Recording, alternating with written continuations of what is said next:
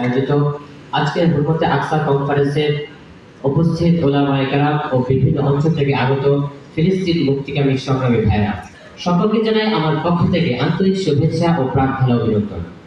প্রিয় উপস্থিতি, পৃথিবী আজ জালিমের হিংস্র থাবায় জর্জরিত।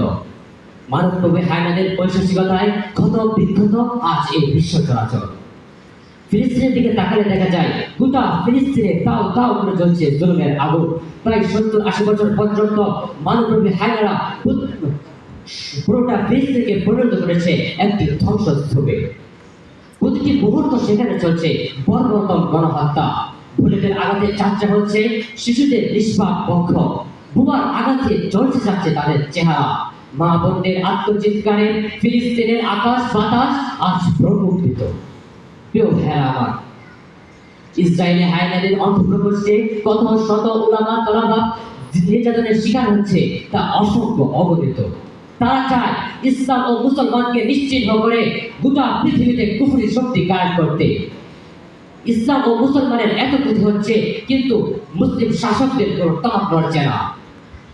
একদিকে ক্ষমতালোভী মুসলিম শাসকরা বিলাসিতায় মত্ত, আর অন্যদিকে মুসলিমরা হচ্ছে ধ্বংসের আস্থা করে বিক্ষিপ্ত।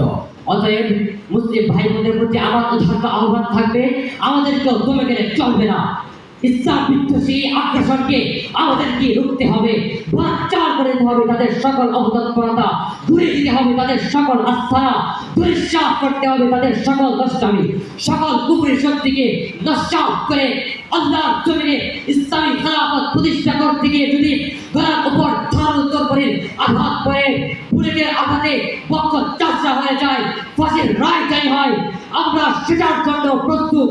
তবু গোটা বিশ্ব থেকে কুফরি শক্তিকে নস্যাৎ করে আল্লাহর জমিনে ইসলামী খেলাফত প্রতিষ্ঠা করে থাকবো ইনশাআল্লাহ। আসসালামু আলাইকুম ওয়া রাহমাতুল্লাহ।